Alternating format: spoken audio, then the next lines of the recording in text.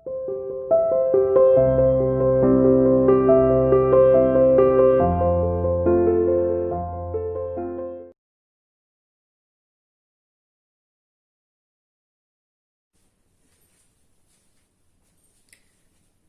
बेटा, कैसे हो? बेटा, आज हम कविता जो हम कल पढ़ रहे थे कक्षा 9 में हिंदी विषय में, बच्चे काम पर जा रहे हैं, उसी को आगे कंटिन्यू करते हैं। जो हम आधी पढ़ चुके हैं और आधी आज पढ़ेंगे। तो आई होप कि आप अपने घर पर सभी ठीक होंगे और अच्छे से अपनी पढ़ाई कर रहे होंगे, क्योंकि अब हमारे पास समय बहुत कम बचा है, इसलिए अपना रिवीजन बहुत अच्छी तरह से करना है। ये कक्षा 9th A5 और A4 के बच्चे थोड़ा सा अपना समय पढ़ाई का जो है वो बढ़ा दें, क्योंकि वो थोड़े से पीछे चल रहे हैं और बाकी सब सही है।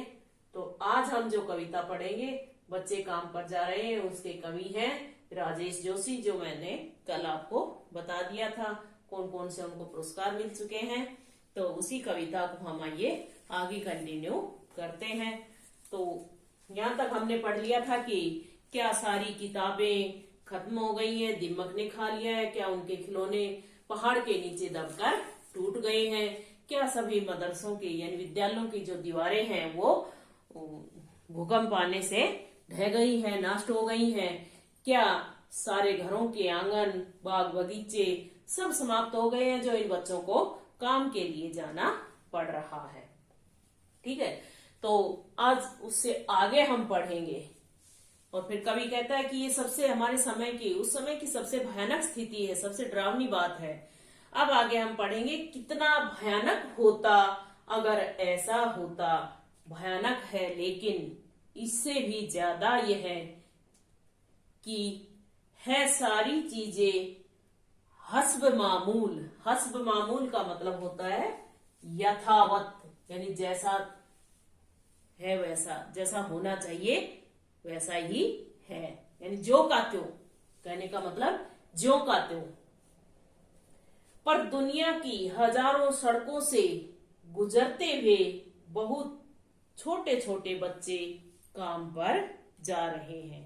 यानी कवि अब क्या कहना चाहता है कि जो छोटे छोटे बच्चे सुबह सुबह काम पर जाते देखता है, तो कवि के मन में एक पीड़ा उठती है, एक व्यथा उत्पन्न होती है कि ये छोटे छोटे बच्चे ये सब चीजें जो की त्यों हैं, यानी जो ऊपर गिनवाई गई हैं, जो चीजें इससे दूसरे पहरे में जो चीजें गिनवाई गई हैं, ये चीजें जो की त्यों हैं, फिर भी ये बच्चे काम पर जा रहे हैं, तो ये सबसे गलत बात है। तो क्या कहता है कि कितना भयानक होता अगर ऐसा होता। कवि कहता है कि ये सारी चीजें जो ऊपर हमने पढ़ी हैं, जैसे बच्चों की गेंद, रंग बिरंगी किताबें, खिलौने, विद्यालय, खेलने के मैदान, बाग बगीचे, घरों के आंगन, ये सब अगर एकाएक अचानक समाप्त हो गए होते तो इससे भयानक कोई बात नहीं होती। भयानक है, लेकिन इससे भी ज्यादा है, लेकिन उससे भी ज्यादा भयानक क्या है, यानी ये सारी चीजें समाप्त हो जाती तो ये बहुत ही भयानक बात होती। लेकिन उससे भी भयानक बात क्या है कि ये सारी चीजें ज्यों की त्यों है, जो ऊपर बताई है वो सारी चीजें, खेल के मैदान, किताबें, विद्यालय, खिलौने, सब चीजें ज्यों की त्यों हैं, और फिर भी ये बच्चे काम पर जा रहे हैं, तो ये उससे भी भयानक बात है। ठीक है, भयानक है, लेकिन इससे भी ज्यादा यह है कि है सारी चीजें हस्ब मामूल, कि इससे भयानक बात है कि ये सारी चीजें, इससे भी भयानक क्या है कि ये सारी चीजें ज्यों की त्यों है, फिर भी बच्चे काम पर जा रहे हैं, तो इसलिए ये तो उससे भी ज्यादा भयानक है। पर दुनिया की हजारों सड़कों से गुजरते हुए बच्चे, बहुत छोटे छोटे बच्चे काम पर जा रहे हैं। लेकिन कवि क्या कहता है कि जिन बच्चों की खेलने कूदने की, पढ़ने लिखने की उम्र है, वो पढ़ने लिखने और खेलने कूदने की बजाय काम धंधा करने के लिए जा रहे हैं। रोजी रोटी कमाने के लिए जा रहे हैं, अपना पेट भरने के, अपनी भूख मिटाने के लिए जा रहे हैं। ऐसा क्यों है? ये गरीबी के कारण है। क्यों? क्योंकि उनके माता पिता उन्हें वो सारी चीजें उपलब्ध नहीं करवा पाते। वो गरीब हैं, उनके पास कोई ऐसा रोजगार नहीं है, इसलिए वो बच्चों को भी काम पर जाना पड़ रहा है। इसलिए ये उनकी मजबूरी है। ठीक है। और किसी को भी कोई बुरा नहीं लगता कि इतने सारे बच्चे काम करने के लिए जा रहे हैं। कोई तो इसका दोष सरकार पर थोप देता है, कोई समाज पर थोप देता है, कोई कहता है कि इनका भाग्य है। जैसे कोई भी बात होती है तो कहते हैं ना, भाई किस्मत में ऐसा ही लिखा है। तो कोई कुछ कहकर इनकी तरफ कोई ध्यान नहीं देता। इसलिए कवि इस कविता के माध्यम से सरकार का, समाज का ध्यान आकर्षित करना चाहता है इन बच्चों की तरफ, इन बच्चों के भविष्य की तरफ। इसलिए कि इन बच्चों का भविष्य समाप्त हो जाएगा। क्यों? क्योंकि इनका बचपन छिनता जा रहा है इनसे। जब इनके खेलने कूदने के दिन है तो ये काम करेंगे तो इनका विकास रुक जाएगा, इनका मानसिक और शारीरिक विकास दोनों रुक जाएंगे और हमारा देश आगे बढ़ने की बजाय पीछे हो जाएगा। तो इसलिए कवि कहता है कि अगर बच्चे का पढ़ने लिखने का समय है तो उसे पढ़ने लिखने दीजिए, खेलने कूदने का समय है तो उसे खेलने कूदने दीजिए, तभी उसका सर्वांगीण विकास होता है। अब खुद आपको प्रश्न कौन कौन से करने हैं, देखिए इसमें से आपको फाइंड आउट करने हैं प्रश्न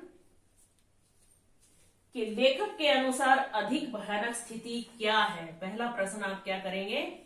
लेखक के अनुसार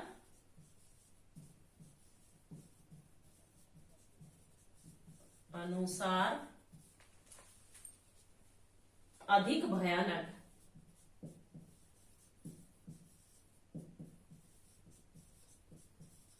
स्थिति क्या है। पहला क्वेश्चन है, लेखक के अनुसार अधिक भयानक स्थिति क्या है। ये आपको फाइंड आउट करना है। आपने अगर कविता पढ़ी है और आपको समझ आई है तो आप इसका आंसर लिख सकते हैं। दूसरा क्वेश्चन है, हस्ब मामूल का क्या अर्थ है। हस्ब मामूल का क्या अर्थ है।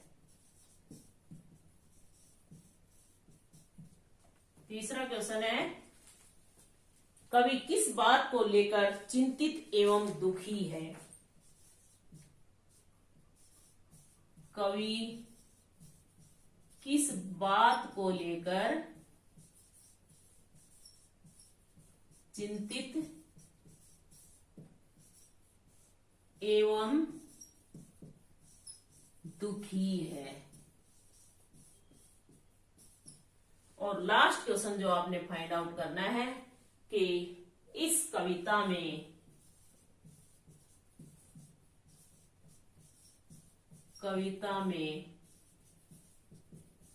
कवि ने किस समस्या को उठाया है।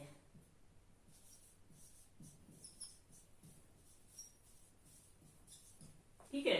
ये 4 प्रश्न आपने अपनी कॉपी में स्वयं फाइंड आउट करके लिखने हैं। आप क्वेश्चन पेन से लिखिए और आंसर इसका पेंसिल से लिखिए, ताकि कोई अगर समझ ना आए, कोई गड़बड़ हो जाए तो उसको आप इरेज करके दोबारा से सही कर सकते हैं। अगर पेन से लिखोगे तो फिर वो कटिंग करोगे, कटिंग करने के बाद हमारी जो नोटबुक की सुंदरता है वो समाप्त हो जाती है। बिल्कुल साफ और स्वच्छ, निर्मल, बिल्कुल एकदम सुंदर लिखाई में अपनी कॉपी में लिखिए और याद कीजिए। और जिन बच्चों ने इसके अभ्यास के, इस कविता के अभ्यास के प्रश्न उत्तर नहीं लिखे हैं वो भी अपनी नोटबुक कंप्लीट कीजिए, विशेषकर सेक्शन A4 A5। ठीक है, क्योंकि A1 A2 की नोटबुक चेक हो चुकी थी और A4 A5 की कुछ बच्चों की रह गई थी, कुछ की हो गई थी। तो जिनकी नोटबुक कंप्लीट नहीं है, जिन्होंने इससे पहली वाली कविता के भी मैंने अभी भेजे हैं, उसमें से या किसी की नोटबुक में से या किसी भी बुक में से आप अपनी नोटबुक कंप्लीट कीजिए।